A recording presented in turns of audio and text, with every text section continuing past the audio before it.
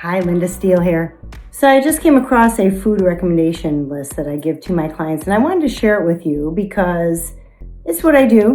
My whole channel here is about fitness and nutrition and so forth, and I thought I would share some very valuable tips of foods that I recommend, foods that I recommend you don't eat, and why. You know, most everybody wants to know why. So I want to mention foods like breads and grains, very controversial, right? Pasta, rice, potatoes, corn, juices, orange juice, for instance, alcohol. These are all foods that I want to go over with you.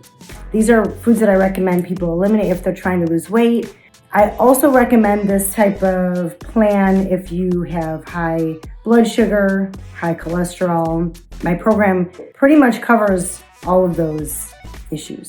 So this is what I recommend for my clients. I want to share it with you, give you reasons why. Breads, grains, rice, pasta, those are all high in carbohydrate, high in sugar, but not necessarily high in nutritional value. So what I mean by that is if you compare the sugar and the carbohydrate of an apple, say, to a slice of bread, if you look at the numbers, an apple and a slice of bread, they have very similar calories, carbohydrate, proteins, and fat. But an apple is so much more nutritionally dense than a slice of bread. So if I'm going to recommend clients get carbohydrates in, I'm going to have them pick the apple. At the end of the day, when I have all their calories and their numbers all mapped out, and I tell them I need you to take this many carbohydrates in, I'm going to eliminate things like breads and pastas because they just don't have the nutritional value that, say, an apple does. Can you make a sandwich out of an apple? Not really. It might not taste so good. But the idea here is numbers. Losing weight is numbers. Keeping your blood sugar level is numbers. Keeping your cholesterol numbers good is numbers. All of it's numbers, and the numbers have to add up. So these are just recommendations. Potatoes, somewhat controversial. People always talk about starches, but I can't ever really get anyone to give me the benefits of starches besides they fill you up. Back in the day, it was a filler. Starches were used as a filler to fill us up when we didn't have access to other foods. But now we have access to other foods, and we're able to fill our plates with something other than starches. So potatoes, white potatoes, slow burning, not enough nutritional value. Sweet potatoes, on the other hand, they have a ton of vitamins in them. Yes, they're high on the glycemic index table, but you can justify that when you consider how many vitamins they have in them. So again, you kind of have to figure out how many calories you're allowed for the day. This is a big one, alcohol.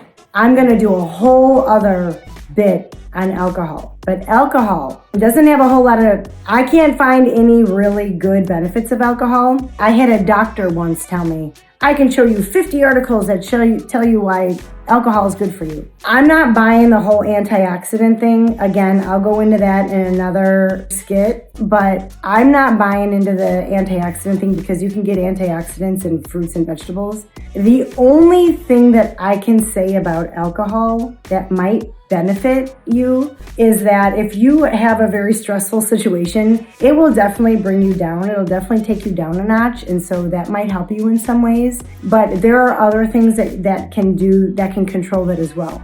For instance, working out regularly and eating clean. So I'm not even going to go, yes, alcohol does this. I'm saying, yes, it can do this, but so can you can also use other means to get the same results. One other thing that I can say about taking in alcohol is if your body is so used to clean eating and it never has to process out something bad like poison, like alcohol is, it might not be able to do that when you need it. So that would be the only thing. And then in that case, you could really severely limit it, and still get your body to be able to do what you need for it to do. So I would compare that to maybe taking in a germ, for instance, taking in the flu virus.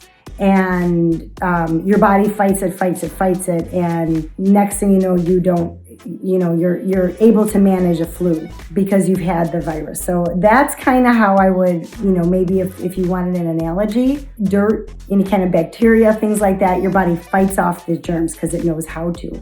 you don't ever let these things enter your body doesn't know how to fight them off. So that is the only backing I can give to alcohol. I'm just going by facts, I'm just going by biology, and I'm trying to put some of my common sense into this in order to support some of the articles that have come out saying that alcohol is good for you, because that might be a stretch. We can say alcohol is bad for you, and that is 100% biologically proven. But to say that alcohol is good for you, I'm not buying it. Oils, olive oil. Oh my, is this controversial or what? I'm going to do a whole other skit about good fat versus bad fat. Fat grams still have to be counted, whether it's good, bad, or otherwise. It still has to be counted. So keep that in mind when you're drizzling olive oil over your salad, or when you're drizzling olive oil over some vegetables that you're trying to bake. You just took a vegetable with 0 fat and you put it into the oven and you added, 16 grams of fat, 32 grams of fat, however many teaspoons of oil you've added that you've drizzled over your veggies. Keep in mind that you just took this perfectly good vegetable that you were about to eat and you prepared it in a way where you added a ton of grams of fat to that. Now you just took it and you just made it unhealthy. So think about that when you're preparing your food. So I've given you enough what not to eat or what to think about when you're eating certain things. Now let's talk about foods that you should say yes to. Lean meats, chicken, pork, fish. These are all food items that are high in protein, lower in fat. Eggs, high in protein. Fish has omega-3, 6, 9 in them, which is going to help your liver process out fat. So that's why fish is good. But again, certain fish is very, very high in fat. Make sure that you keep track of that. Salmon, for instance, high in fat. It has the fat content almost of a piece of steak, 4 ounces of steak, depending on the steak, versus 4 ounces of salmon. They're very similar, so you need to be conscientious of that.